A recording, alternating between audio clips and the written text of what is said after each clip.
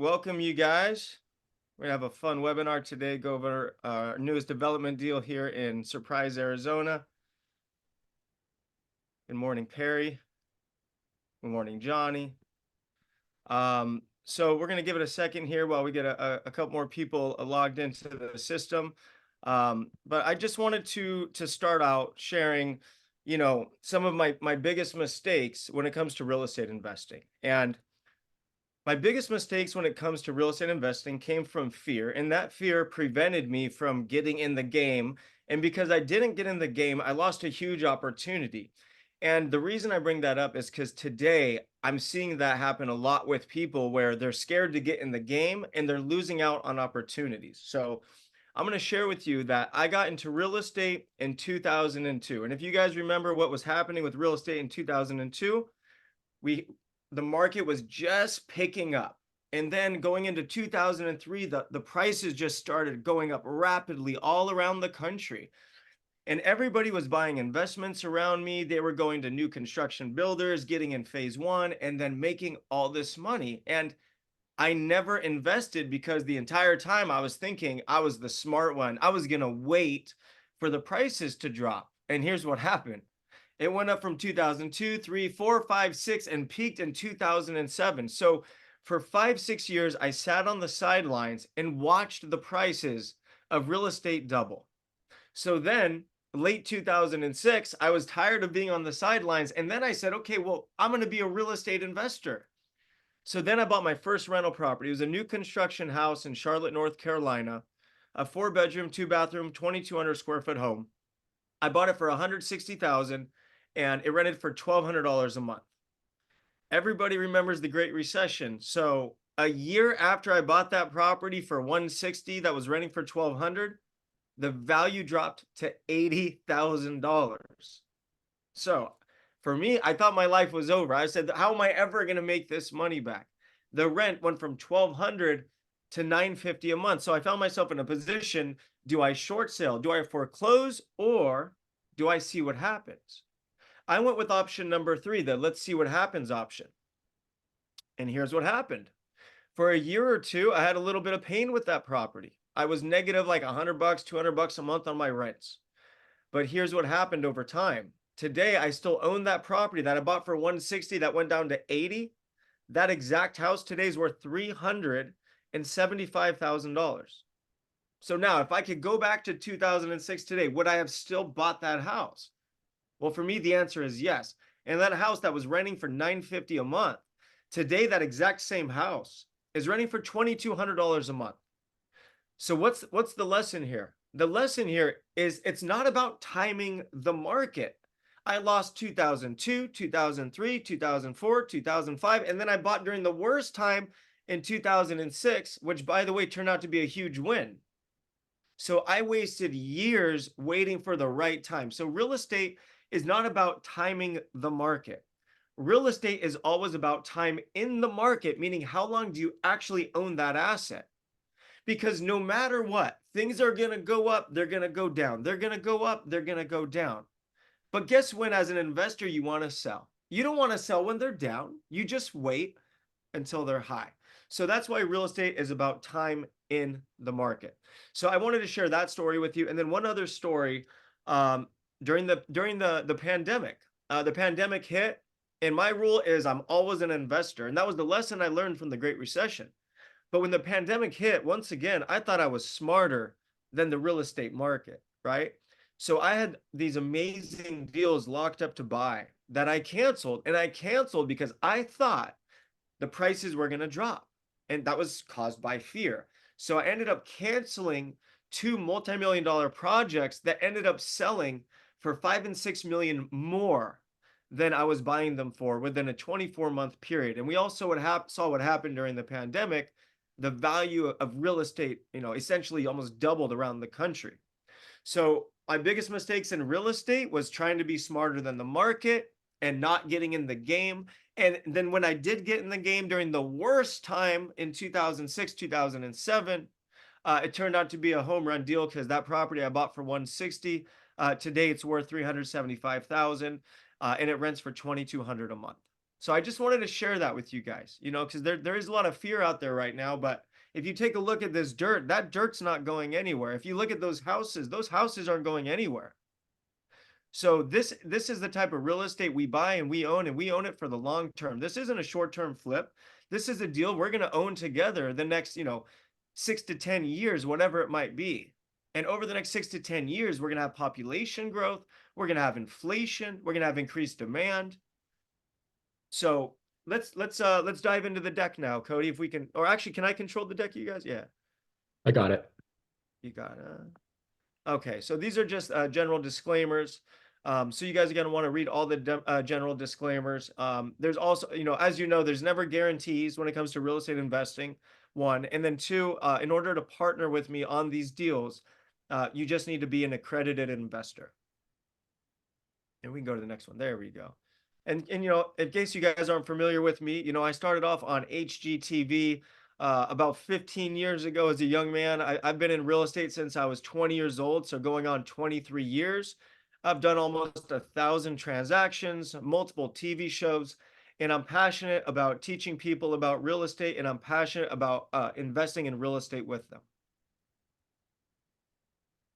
And here are some of the partners. So when you're dealing with a house, it's not that complex of a situation. But when you're building a 925 unit self storage facility on 10 acres, well, it's a lot more heavy lifting. So within this group, here are some of the partners. We have Barry Goldwater is one of our partners. He's a former member of the United States Representatives from California. And he was very important in us acquiring this land. And this land was not easy to get. So luckily, Barry had a big part of that, as well as Kenneth Pinker. So these are some of the partners. And then also, our main partner here is AJ Osborne. I'm not sure if you guys have heard of him, but this guy is literally the man when it comes to self-storage. He did it before the Great Recession, during the Great Recession, after the Great Recession, and he's still thriving today. And he's the author of a best-selling book on Amazon, which is all about growing wealth through storage. And he has the #1 podcast in the industry on self-storage. And he's also the co-founder and member of the world's largest self-storage co-op, which is known as Storelocal, which is actually the name of our development here. So we'll talk about the structure strategy for a second here, Cody. I'll let Cody kick this off and share some of this with you guys. Hey, I'm Cody. I'm the Chief Investment Officer here at TEM Capital.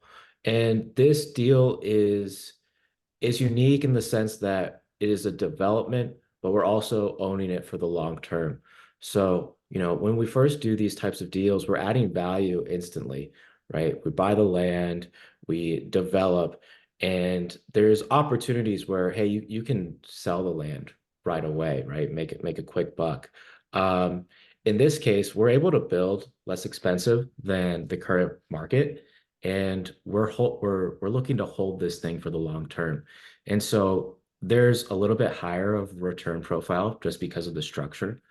And so this type of deal, you're getting all the advantages of a development with the long-term hold aspect. So, right, your investment, you're going to have depreciation that'll come in the second year. You're going to have quarterly cash flows. And then this structure is pretty unique. And I'll really dive into it later, but there's a return of capital aspect that happens in around year 5 where we'll do a cash out refinance. And like I said, I'll dive into that a little bit later, and kind of go over the timeline. But this is the best of both worlds in the fact that, right, development and long-term hold.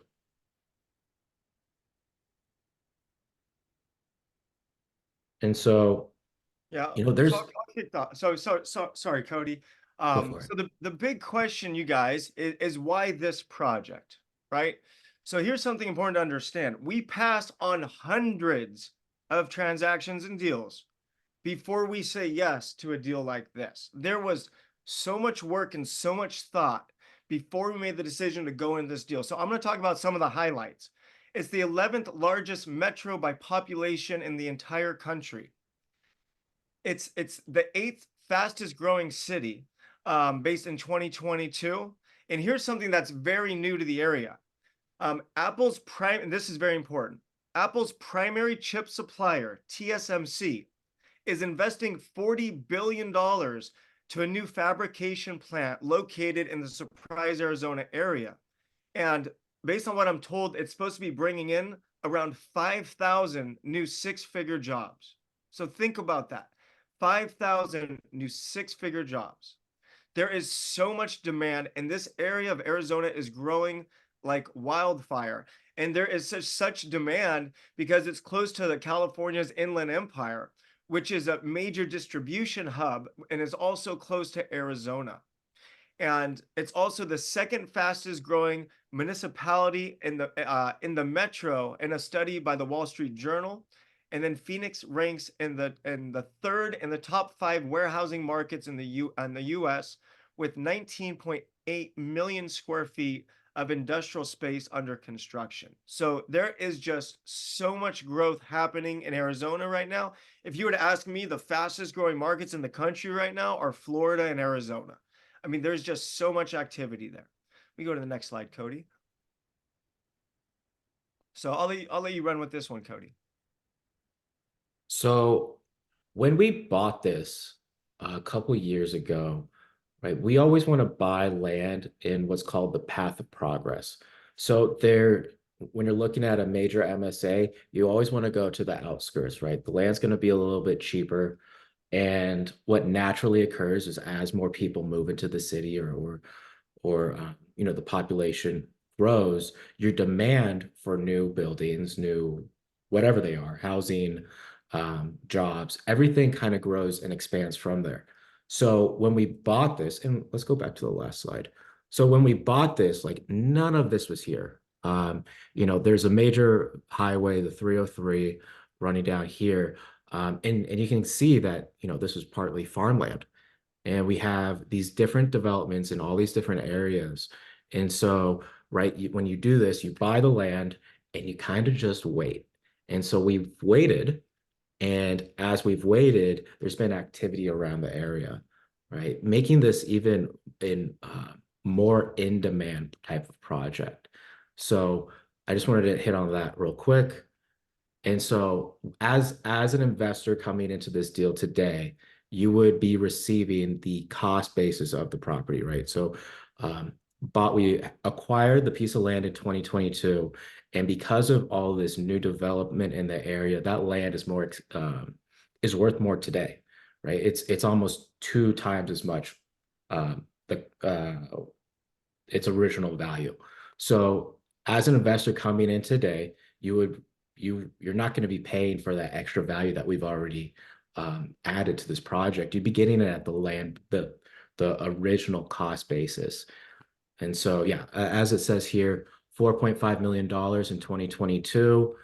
We just started construction in November of 2023, and we're looking to be completed with construction in Q1 of 2025. And so by coming in right now, you're getting an upside that you're benefiting from the work that we've already done uh, to this point. And I guess I'll go over the unit mix. So this is a 10-acre site, so a fairly large site, 170 rentable square feet. Uh, there's not a lot of sites that are this large in the area, and because of the population growth, there's a lot of demand for this type of product in this region, right? There's not a lot of self-storage units in the area, and this would be one of the largest ones. And you know, in a couple slides ago, you saw there's a large toll what is it Oh, called? brothers. Toll Brothers development. And those new builds, they prioritize creating as much livable square feet as possible, right? And so there's not room for storage. Like they're not gonna that's not valuable for people as much as that living space. And so these types of units are really advantageous and attractive to those people that are living or that are moving into the area, right? They might be like losing some square footage, and really, frankly, there's not a lot of room to store. in these newer developments.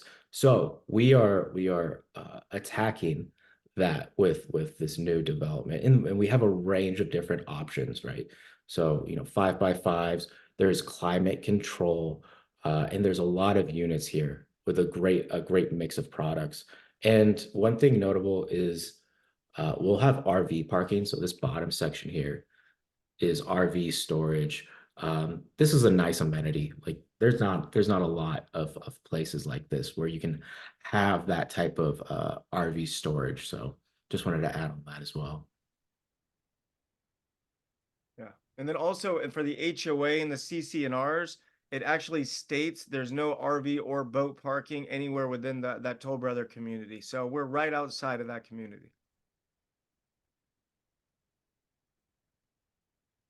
And so here's the timeline, right? So, we started this project back in 2022, and we waited around a little bit in terms of, we did the feasibility study, the really just all the soft costs are those expenses that you do early on, right? You got to get it entitled, you have to go get permits through the city. There's a lot of work and a lot of money, frankly, that needs to be taken care of upfront. And to this point, we've already spent that money and we have already done the work. So now it's entitled, it's permitted, and we've already started construction. And so we've done, like I said, a lot of investors get in before those processes start, right? Maybe they come in after entitlements, maybe they come in after permits, but we are building. So it is a great time and a great opportunity to come in at today's value or today. And so, like this says, 18 to 24 months construction. So Q1, Q2, 2025, and then another probably 6 to 12 months of lease up time. So, right, once we're all built out, filling those units uh, until we're stabilized and starting to pay out cash flows.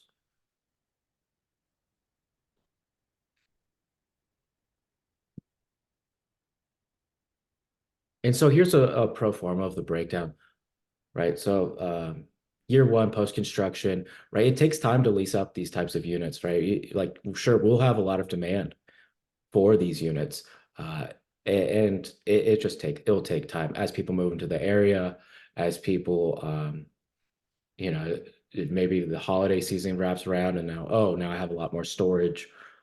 So it takes a little bit of time to lease up. Once we're leased up, 60%, actually it's even more than that, 70% leased up in year two and about 90% leased up in year three. Um, we'll see. It's funny. As the lease up continues, then we're able to grow rents faster, right? So we might pause out on rent growth immediately until we're leased up. We might run different ad campaigns in marketing. Um, but once we're leased up, there's a lot we can do in this business to drive rents, right? So um, because of the nature of self-storage, these are short-term leases, and we're going to be able to generate uh, more income as the demand for the units increases.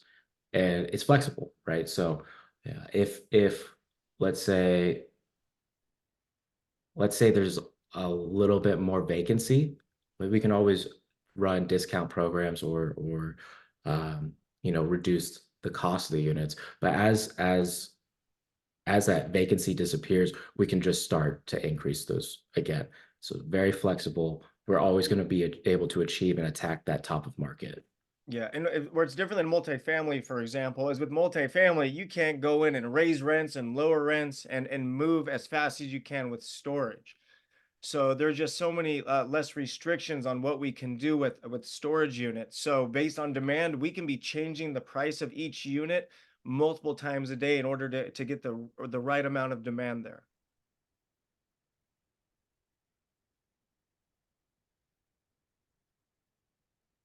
Actually, I'm going to go to the next slide.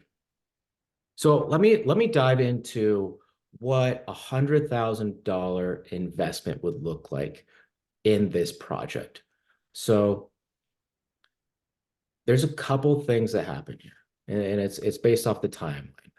In year one, we're developing, we're still building. Year two, we are starting the lease up process, and we are like right here in terms of our timeline today. In year three, we're then able to we'll be fully leased out. We'll start to be able to increase rents. The majority of the value of the actual building will have been completed. And we'll continue to raise rents year four. And in year five, we are looking to do a cash out refinance. So a big, right, until that point, we haven't taken the equity out of the building. And as we increase rents and as we increase occupancy, our net operating income, our NOI, we'll go to a bank and we'll say, hey, can we borrow some, like how much can we borrow? They'll base it off of a cap rate, which is you can kind of see there. And we expect to be able to pull out your initial investment, $100,000, in repaying you over those 5 years, $120,000 cumulatively, right? So if you look here, this top line is per year money to you guys, right? This is all projections, but this is what we forecasted, and we're pretty conservative in our underwriting. So top line each year, cumulative means adds on top of each other, right? So you go this plus this equals this, and you continue that forward. And so we're looking to target 120%, so with $120,000 of capital returned in the first 5 years. That's huge. And the reason why it's really huge is the tax benefits of it, right? When you pull money out of an investment or out of a property, you don't pay tax on the money returned. So that $100,000 is called a return of capital, meaning you'll receive a check, a large check of your original amount plus the cash flows of the property. Uh, Cash flows are taxed, but this return of capital is not taxed until the sale. So and then that's a capital gains tax. So it's very advantageous the way we've set this up for our investors, right? We're making sure that um, we get the money, we develop the building, it's stabilized, and we return capital as quickly as we can. And so this bottom section, and right, the business plan of this can change a little bit, right? Like if we're able to add an extreme amount of value up front, we'll look to do a cash out refinance in year three or year four. Let's say it takes a little bit longer, or rates aren't right where we'd like them. Well, we'll push it back to maybe year six. But the target is between year three and year six in terms of the cash out refinance. And then we don't have a solid, hey, we're going to exit this property at this specific date, right? If the market's screaming and it's going up really, really fast, we'll look to sell, right? We'll look to sell maybe year six, maybe year 10, maybe it's an opportunity where we want to keep holding the property longer. In this example, it's a hypothetical 10-year sale. So after the 10 years, right? When you receive that $100,000 in year five, that's only about half the money that's your equity. You still have about $100,000 that's growing inside of the property in the form of equity. And by the end of that 10-year sale, if we sold year 10 at a cap rate, so all commercial properties trade on cap rates. And right now, for a Class A self-storage facility, we're looking probably a little higher than a 5.5, but as interest rates drop down, we're looking probably a sub 5.5. So sub point or 5.5, pretty conservative number in terms of cap rate. That gets you a 14% IRR, which is a annualized rate of return. So if you're going to compare something, if you compare properties to each other, that's the number you'll look at. And then the multiple, it's a 3x. So you put $100,000 in. At the end of that 10-year hypothetical sale, that's $300,000 in your pocket, right? But it'll be broken up. Year five, you're getting back $100,000.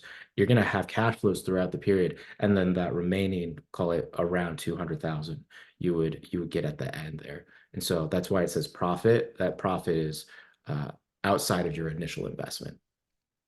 I hope that I explained that well. Um, I'm sure I'll get some questions on it. Happy to answer those questions. And so this is the sources and uses, right? So the money, right? Where's the money coming from and where is it going? In this case, we're looking to raise $15.2 million, and we have a construction loan for $16.2 million, bringing our total amount of money needed for the project about $31.4 million. Right? And then you look at the other side. What does the other side cost? So, there's site acquisition, there's all these different things, all these different expenses. And so they always balance, right? So where's the money coming from? Where's it going? The majority of it obviously is going towards hard costs, right? That's building the building, the actual materials of the building.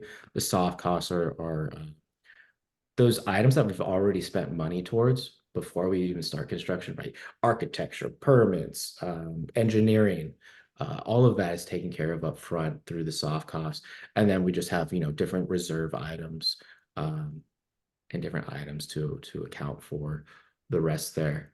Uh, our construction loan has changed a couple different times, in terms of our partners, our interest rates, and it's a little bit of a moving target. As you all know, interest rates have been very volatile over the last 2 years now, almost. Uh, and so when we when we underwrote this, um, I mean we've had different iterations because of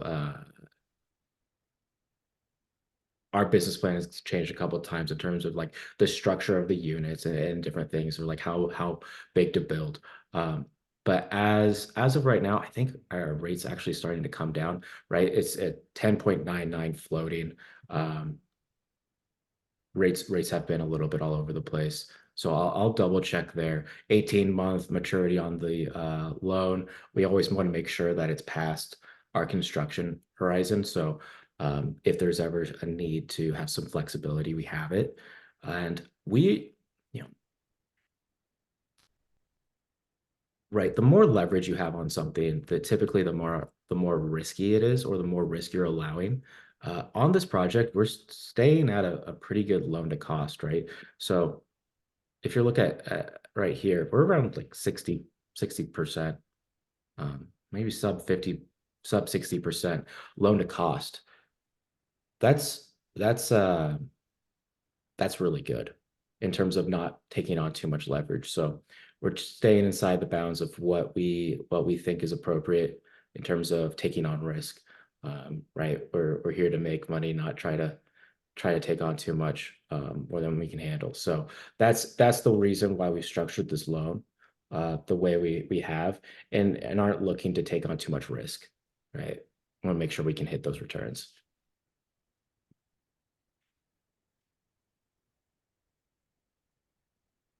So that's it, you guys. And in case you haven't invested in a syndication before, to simplify it is together as a group, we create an LLC.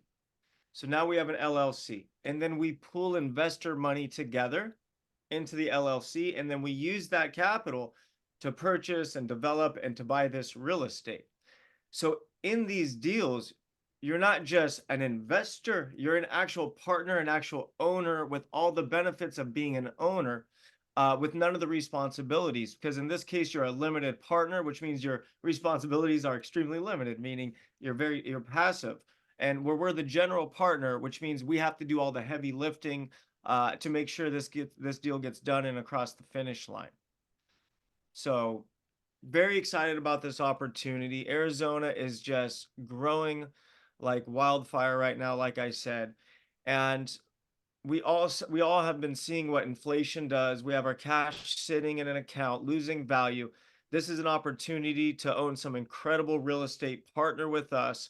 And as time goes on, it's going to be such an amazing, amazing deal. Like, I am so excited about this deal, you guys. And, the rates have gone up substantially over the last couple of years. And because of that, I do believe there's a good chance by the time we're ready to refinance that the rates would be lower. Of course, there are no guarantees, but I do believe that's something that's going to be coming in the future. So I really believe this is just such a great opportunity to start growing your wealth. Any questions?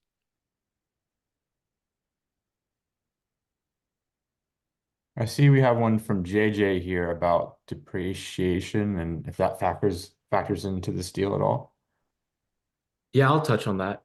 So, uh, in a development, you don't get to take depreciation until it starts running, until it's stabilized. So, um, right, if you were to go build this thing and sell it immediately without taking in any income, uh, you would not get depreciation.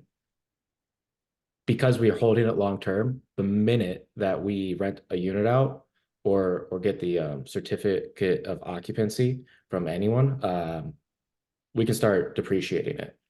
When we do the depreciation, we get something called a cost segregation. And what that allows us to do is um, basically front load the depreciation so that, over the first couple years, usually like 5-ish years, uh, there is no income, operating income. Uh, there is talk in I forget which house, which political house it's in, but there's talks that the bonus depreciation might also return at 100%. If that's the case, anything in that cost segregation that's under a useful life of 20 years gets 100% written off day one. If that happens, this is gonna be amazing for us. If it doesn't, we still get depreciation. We still 2025 is at I think 40% bonus depreciation. So there's still a lot of tax advantages to this opportunity. Uh, Again, if that thing goes through, I think it's in the House, um, it's going to look even better.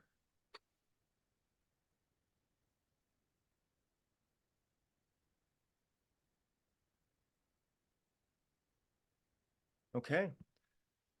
So next steps is if you guys want to partner with us on this deal, if you can just go to our investor portal. And Cody, where would be the link for that? Is that in the chat? I think can we click on the link up top here? No, so Daniel commented it in the chat right there. He Oh, put create your perfect. portal account there, tmcapital.co/join. And then if you're already registered, I know some of you might be already, just click that link and you can go straight to login. Yeah, and for those of you that are going to be watching the replay, you can go to www.temcapital.co, and you can register there. And of course, if you have any questions, you can reach out to us. You can email us. And then on top of all this exciting stuff, all the investors that partner with us and join our community, you become part of our family at TEM Capital. We throw investor dinners. We do yacht parties. And in 2024, we're looking to plan our first vacation together in Mexico. So if you want to hang out, chat real estate with like-minded people, it's a really fun opportunity. So that's it. So thank you everyone for joining. And if you have any questions, please let us know. And we're excited to partner with you guys in some real estate. So we'll chat soon. Awesome. Thank you. Thanks, guys.